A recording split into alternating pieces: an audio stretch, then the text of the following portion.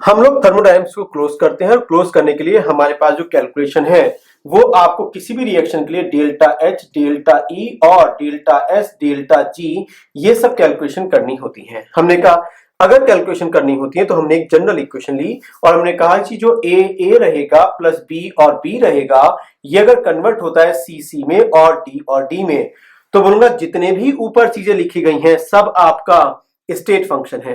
और state function का ही support लेते हुए उसने एक छोटे से पार्ट को लिया हैश ने और आपने डेल्टा एच की कैलकुलेशन करने के लिए एक आपने फॉर्मूला जनरेट कर दिया। आपने कहा कैसे भी जाइएगा आपका डेल्टा एच का एडिशन सेम रहेगा। मैं बोलूंगा यही तो हैश लॉ था। बोलूंगा हैश लॉ ने डेल्टा एच ने बताया किस चीज का यूज किया, केवल एक ही चीज का। बोलूंगा एच एक स्टेट फंक्शन, जबकि स्टेट फंक्शन तो एच नहीं एच ई जी एस सभी लोग हैं।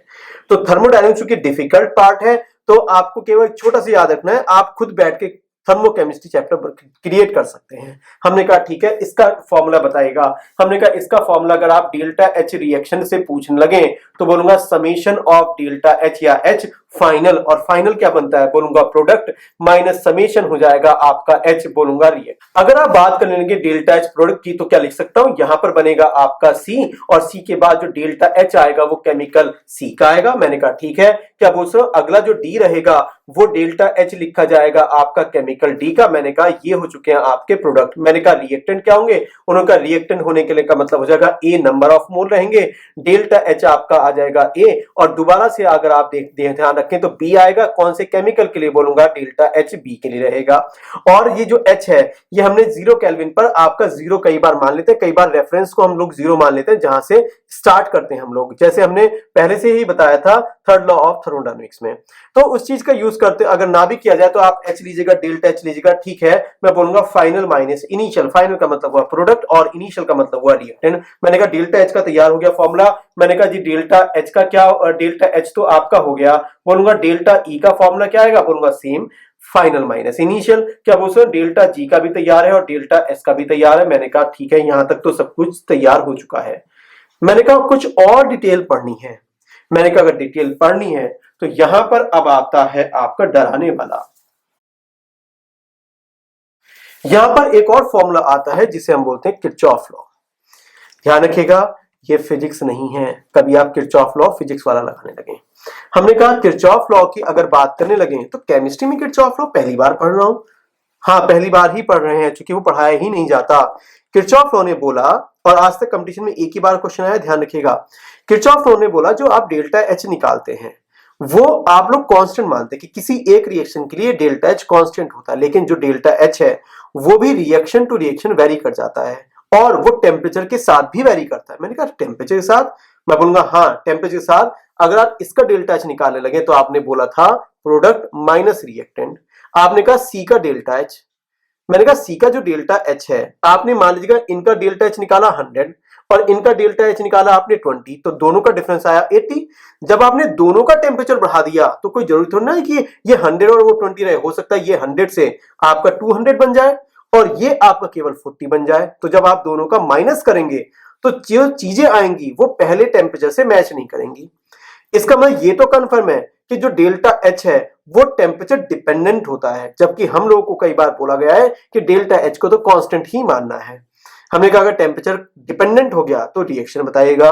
मैंने कहा इस पर्टिकुलर किरचॉफ लॉ ने बताया। चीजें सिंप्लीफाई कर रहा हूं, ध्यान रखिएगा और बहुत ज्यादा आराम से आपको समझना है। हमने कहा बेसिक इक्वेशन क्या थी आपकी, मैंने कहा बेसिक इक्वेशन हमें बोला गया था डी एच का फॉर्मूला था N C P D T, और ये था जब आपने किसी कंटेनर में कोई एक केमिकल लिया। मैंने कहा इस केमिकल में N2 लिया, मैंने कहा ठीक है। मैंने दूसरे कंटेनर में आपका H2 लिया, तो दोनों का आपस में जो Cp रहेगा वो अलग अलग रहेगा। वो अलग बात है कि ये भी डायटोमिक और वो भी डायटोमिक। जब आपने इस गैस को मिला दिया तो मिलाने से जो नई गैस बनी वो हो गई NH3। क्या NH3 का एटोमिसिटी और स्ट्रक्चर सेम है, बोलूंगा नहीं। इसका मतलब उसका Cp भी अलग ही तो होगा।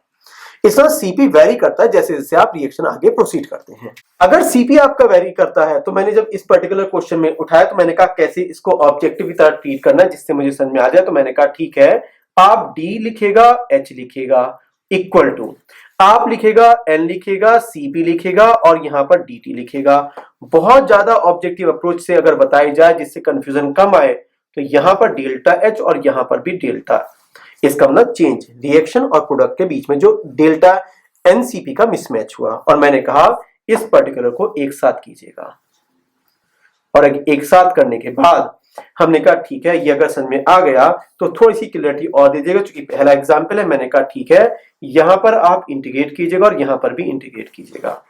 अगर आपने इंटीग्रेट कर दिया तो मैं क्या पूछ रहा हूं, ये बनेगा आपका, सोचिएगा आप डिफरेंट इंटीग्रेट कर रहे हैं डेल्टा एच को, तो लिखा जाएगा ये अगर टेम्परेचर 1 होगा तो ये होगा डेल्टा H1, ये अगर टेम्परेचर होगा T2 तो ये होगा आपका डेल्टा H2। तो क्या लिख सकता हूं, फॉर्मूला बन जाएगा delta H2 minus delta H1 equal to, आप इसको इंटीग्रेट नहीं कर सकते क्योंकि मुझे ये नहीं पता कि ये पर्टिकुलर फॉर्मूला में आपका जो Cp है वो कैसे वेरी कर रहा है, तो मैंने इसको एज इट इज लिखा और ये बन गया आपका, बताते रहिएगा, NCP और ये बन गया DT। ठीक है, यहां तक। कुछ लोग कहने के अगर मैं कुछ एज्यूम करने लगूं, तो मैंने कहा ठीक है, अगर आप एज्यूम करते हैं तो मैं क्या ये बोल सकता हूं, पहला एजम्पशन जो आपका डेल्टा NCP है आपने इसको मान लिया कांस्टेंट। अगर आपने इसको कांस्टेंट मान लिया तो क्या ये ऑपरेटर के बाहर जाएगा? अगर ये ऑपरेटर के बाहर जाएगा तो जो आपकी इक्वेशन बनेगी क्या वो बन सकती है delta H2 minus delta H1, और ये बन जाएगा आपका, बताते रहिएगा, डेल्टा N और ये बनेगा Cp। जब आप उसे इंटीग्रेट करेंगे तो आपका फॉर्मूला बनेगा, इंटीग्रेशन अंदर जाएगा और फॉर्मूला बन जाएगा T2 माइनस T1। जब आपने इसे और सॉल्व किया तो क्या आपको ऐसा लग सकता है delta H2 minus delta H1, और जब आपने इसको डिवाइड किया तो डिवाइड करने के बाद आपका यहां पर आया formula T2 minus T1 equal to, यहां पर आपका फॉर्मूला बन जाएगा डेल्टा और ये बन जाएगा आपका NCP। लेकिन ये फॉर्मूला एडवाइस किया जाता है कि आप याद नहीं करें, जो ये कंडीशनल होता है। किसने कहा ये डेल्टा NCP क्या होता है, इसका हल्का सा इंट्रोडक्शन दीजिएगा। मैंने कहा ठीक है, एग्जांपल अगर नंबर 1 लेने लगूं तो मैंने कहा N2 प्लस आपका बोला जाएगा 3H2, अगर ये कन्वर्ट होता है 2NH3 में, क्या मैं बोल सकता हूं डेल्टा NCP का मतलब होगा, डेल्टा का मतलब समीशन ऑफ आपका Cp जो कि आपका फाइनल होंगे, फाइनल का मतलब क्या होता है, बोलूंगा प्रोडक्ट होता है, माइनस समीशन ऑफ Cp जो इनिशियल था, इनिशियल क्या होते हैं, बोलूंगा रिएक्टेंट्स होते हैं। तो इस पर्टिकुलर में क्या बोलते हैं, 2 times of Cp of NH3, और ये क्लोज करने के बाद अगला बनेगा Cp ऑफ आपका बनेगा N2 प्लस बनेगा 3 Cp बनेगा आपका H2। ये आपको इंट्रोडक्शन दे दिया है। हमने कहा ठीक है, इंट्रोडक्शन तो हो गया, और ये जब क्लियरिटी मिलेगी वो मिलेगी आपको लगभग 5 मिनट के बाद, जब आपको एक्चुअल में एग्जांपल क्लियर होंगे। तो थोड़ा होल्ड रखिएगा, समझते रहिएगा। मैंने कहा और एग्जांपल बताएगा, मैंने कहा अगर आप एग्जांपल समझने लगे तो क्या बोलते हो, DE का फॉर्मूला आपने बना था NCVDT, क्या बता सकता हूं क्या इसी का अगर मैं अब टेम्परेचर डिपेंडेंसी देखने लगूं तो फॉर्मूला बनेगा आपका DE इक्वल टू NCVDT, और मैं अपनी तरफ से यहां पर लगाऊंगा डेल्टा, और ये भी आपका आ जाएगा डेल्टा। ये फॉर्मूला तैयार। अगर आप इंटीग्रेट करने लगे तो अब आपके पास केस रहेंगे, 2 केस रहेंगे। NCP जो डेल्टा NCP है वो टेम्परेचर डिपेंडेंट या टेम्परेचर इंडिपेंडेंट। मैं कोई न्यूमेरिकल नहीं करना क्योंकि न्यूमेरिकल के लिए अलग से कंटेंट दिया जाएगा। अगर मैं थर्ड पॉइंट देखना लगूं DS, तो DS का फॉर्मूला हमने पढ़ा था Q अपॉन T, याद आया, रिवर्सिबल के लिए। और अगर हम लैब में काम करने लगे तो ज्यादातर चीजें हम लोग काम करते हैं एट कांस्टेंट प्रेशर पर, और हीट एट कांस्टेंट प्रेशर पर आप लिखते हैं इसको DS। तो मैंने इसी क्वेश्चन को दोबारा लिखा और कहा ये पर्टिकुलर आपका आ जाएगा डेल्टा H अपॉन T, कब, एट कांस्टेंट बोलूंगा प्रेशर। मैं अगर इसके और ज्यादा डिफॉर्म करने लगूं तो क्या बोलता हूं, DS का फॉर्मूला बन जाएगा आपका NCP और DT अपॉन T बन जाएगा। अगर मैं देखने लगूं कि जो एंट्रोपी चेंज है वो टेम्परेचर के साथ कैसे वेरी कर रहा है, तो मैं बोल सकता हूं कि फॉर्मूला बनेगा आपका DS इक्वल टू बनेगा NCP DT upon T। Verify कीजिएगा क्या थोड़ा बहुत आपको चीजों को लिखना आ गया। देखिए डेरिवेशन तो इसका बहुत बड़ा था जो करवाया नहीं जा सकता, और ये कुछ इस टाइप से आपने बना दिया, और बाद में आपने कहा कि यहां पर आपने इंटीग्रेशन लगा दी। किसी रिएक्शन के लिए डेल्टा S तो आएगा, क्योंकि एक रिएक्टेंट से जैसे N2 और H2 से NH3 बन रहा है तो S में तो चेंज हुआ, तो किसी रिएक्शन के लिए डेल्टा S तो आएगा। वो जो डेल्टा S है वो टेम्परेचर के साथ कैसे वेरी हो रहा है उसको मैंने लिखना आपको बता दिया। और इसके तुरंत बाद हम लोग चलते हैं अब इलेक्ट्रॉन गेन एंथैल्पी और इलेक्ट्रॉन एफिनिटी पर, जिसका एक्चुअल एप्लीकेशन वहां पर मिलेगा आपको। हमने अब एक प्रोसेस लिया किरचॉफ लॉ को अप्लाई करने के लिए, जिसका नाम था आईई। तो कुछ लोगों ने कहा ये आईई की फुल फॉर्म क्या होती है? तो एक स्टूडेंट बोला जी आयनाइजेशन एनर्जी, दूसरा स्टूडेंट बोला आयनाइजेशन एंथैल्पी, और दोनों स्टूडेंट से पूछा भाई इन दोनों में डिफरेंस क्या है? तो सभी लोग कह रहे हैं दोनों बातें एक ही है। तो एक तीसरा स्टूडेंट खड़ा हुआ, उसने बोला जी आयनाइजेशन पोटेंशियल। और तीनों के तीनों चीजें अगर एक जैसी हैं तो बोलेंगे फिर अलग अलग नाम क्यों दिए गए? अगर आप एडवांस की तैयारी करने लगे या रैंक बनाने की तैयारी करने लगे तो बोलेंगे आयनाइजेशन एंथैल्पी ज्यादा होती है और आयनाइजेशन एनर्जी कम होती है। हमने कहा ये स्टेटमेंट के तो हम पहली बार देख रहे हैं। तो मैंने कहा अगर मैं एक इक्वेशन देखता हूं कि आई होता क्या था, तो हमने कहा था कि किसी एटम में से आउटर इलेक्ट्रॉन का निकलना आई होता था। ये मैंने यहां पर एक्सप्लेन कर दिया। हमें कहा गया इस रिएक्शन के लिए अब एनसीपी में कितना चेंज हुआ है ये बताएगा। तो मैंने कहा ठीक है, अगर आप यहां पर एनसीपी का चेंज देखने लगे तो हमने डेल्टा का मतलब बोला प्रोडक्ट माइनस रिएक्टेंट। अगर ये सिंगल है तो इसका मतलब सीपी इसका वही रहेगा जो मोनो एटॉमिक आइडियल गैस का था। हमने कहा मोनो एटॉमिक के लिए सीपी कितना था, बोलूंगा 5r/2। तो मैंने यहां पर लिखा इसकी वैल्यू 5/2r लिखी, चेक कीजिएगा। मैंने इस इलेक्ट्रॉन चूंकि सिंगल है तो इसका भी लिखा मैंने 5/2r। और जब मैंने प्रोडक्ट लिख दिए तो मैंने रिएक्टेंट से पूछा तो इसने भी बोला कि इसकी वैल्यू आएगी 5/2r। जब सभी लोगों को कैलकुलेट किया तो आंसर आपका आया 5/2r। मैंने कहा ठीक है। जो आपका किरचॉफ लॉ था वो था DH = NCP/dt, याद कीजिएगा। और जब इसी से मैंने आपको किरचॉफ लॉ बताया था तो मैंने बोला था कि जो DH रहेगा वो रहेगा आपका NCP/dt, और यहां पर अपनी तरफ से आपने यहां पर डेल्टा और यहां पर डेल्टा लगाया और कहा ये पर्टिकुलर आपकी इक्वेशन बननी स्टार्ट हो गई। मैंने कहा ठीक है, ये भी बना दिया। अब अगर आप इसको इंटीग्रेट करने लगते हैं तो मैं क्या बोल सकता हूं, अगर टेम्परेचर T1 होगा तो डेल्टा H की वैल्यू डेल्टा H1 रहेगी। यहां अगर 2 होगा तो यहां पर भी 2 होगा। तो मैंने अब यहां पर एक पर्टिकुलर लिया कि अगर मैं 0 केल्विन पर लिखता हूं तो बोलूंगा इस पर्टिकुलर को डेल्टा H एट 0 केल्विन, और यहां पर अगर मैं टेम्परेचर T लिखता हूं तो यहां पर लिखा जाएगा delta H at temperature T। जब आप कभी dx को इंटीग्रेट करते हैं और उससे पहले 1 होता है तो आप लिखते हैं यहां पर x2 माइनस x1। सिमिलरली मैंने भी यहां पर यही काम किया, और जब मैंने इसको पर्टिकुलर इंटीग्रेट करने के बाद लिमिट रखी तो मैंने कहा delta H T minus delta H not की वैल्यू आपकी बनेगी, बोलूंगा इंटीग्रेशन आपका आएगा 0 to t। डेल्टा एनसीपी की वैल्यू वहां से जब मैंने कॉपी करी तो उन्होंने कहा ये आपकी वैल्यू आई 5/2r, और फिर मैंने इसको dt कर दिया। क्योंकि 5/2r एक कांस्टेंट है तो ये ऑपरेटर से बाहर जाएगा, और इंटीग्रेशन जब अंदर जाएगा तो बनेगा इंटीग्रेशन dt।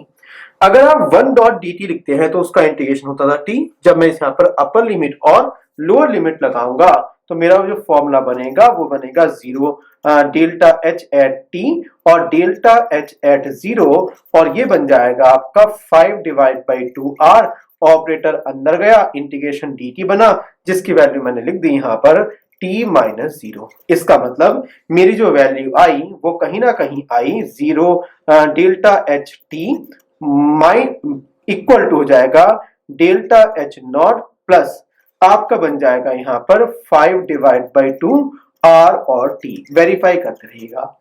इसके तुरंत बाद हम लोग को बोला गया कि आपको ये आगे से मानना है कि जो आपको ये मानना है कि जो डेल्टा एच बना हुआ है वो भी 0 केल्विन पर, इसको आप बोलेंगे आयनाइजेशन और बोलूंगा एनर्जी, याद रखिएगा। या बहुत से लोग इसको बोलते हैं कि एंथैल्पी एनर्जी के तब इक्वल होती है जब टेम्परेचर आपका 0 केल्विन रहता है। तो मैंने जब ये वैल्यू यहां पर कॉपी किया तो मैंने लिखा इसका मतलब डेल्टा एच टी आपका बन जाएगा, यहां पर आएगा कितना, बोलूंगा आई ई प्लस आपका बन जाएगा 5/2RT। मैंने कहा डेल्टा एच को मैं क्या लिखूं, तो उन्होंने कहा आप चलेगा अगर कंफ्यूजन बढ़ाना चाह रहे हैं तो मैं यहां पर IE लिख देता हूं, और IE लिखते ही आपका फॉर्मूला हो गया IE प्लस यहां पर बन गया 5/2RT। कुछ लोगों ने कहा जी आपने कंफ्यूजन क्यों बढ़ाया, मैंने कहा ये एग्जैक्ट लाइन आपकी एनसीईआरटी में लिखी गई है। यहां पर आप लिखिएगा टी केल्विन और यहां पर लिखिएगा 0 केल्विन। यहां पर जो आईई की डेफिनेशन या फुल फॉर्म आएगी वो आपकी आएगी डेल्टा एच से। इसका मतलब इसका जो नाम लिखा जाएगा वो लिखा जाएगा आयनाइजेशन, बताइएगा एंथैल्पी, ठीक है। और जब आप इसकी बात करते हैं तो इसका फुल फॉर्म लिखा जाएगा आयनाइजेशन, बताइएगा ये बोला जाएगा आपका एनर्जी। और जैसे ही हमने ये बात बोली तो हम बोलेंगे किसी गिवन टेम्परेचर पर, अगर आपको टेम्परेचर नहीं पता तो आप बाय डिफॉल्ट तो 25 डिग्री सी लेके चलते हैं, तो बताएगा आईई का मतलब एनर्जी और एंथैल्पी में कौन सा डेटा ज्यादा आएगा, तो मैं बोलूंगा एंथैल्पी ज्यादा आएगा और एनर्जी आपका कम आएगा। ये जो टॉपिक कवर कर दिया है ये आप चेक कीजिएगा कि क्या किरचॉफ आपको कवर किया है या ऊपर ऊपर से ही उड़ा दिया है। लेकिन मेरा काम था एनसीईआरटी, एटलीस्ट एनसीईआरटी तो आपको पूरी कवर होनी चाहिए, तो ये पूरे डिटेल समझाइए। पॉज कीजिएगा, बहुत ज्यादा आराम से इसको समझिएगा। यहां पर बस मैंने छोटा सा स्टेप किया है जिससे आपको किरचॉफ की डिटेल में ना जाना पड़े, आप कम से इतना तो सीख लें।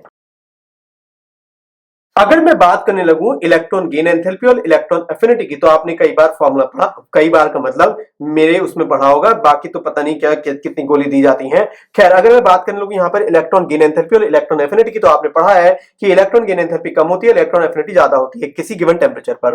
लेकिन कई बार हमें बुक्स में यह भी बताया गया है कि जो electron affinity electron gain enthalpy होती है दोनों का साइन में डिफरेंस होता है, माइनस से मल्टीप्लाई कीजिएगा चीजें चेंज होनी स्टार्ट हो जाएंगी। मैंने कहा ठीक है, अगर यहां तक ठीक है तो इसमें किरचॉफ लॉ कैसे लगाएंगे, तो हमने कहा किरचॉफ लॉ लगाने पहले तो बताइएगा कि इलेक्ट्रॉन गेन एंथैल्पी थी क्या। तो मैंने जब इलेक्ट्रॉन गेन एंथैल्पी की बात करी तो मैंने कहा कि ये पर्टिकुलर एथ बना हुआ था, इसने इलेक्ट्रॉन रिसीव किया और ये बन गया आपका ए नेगेटिव गैस।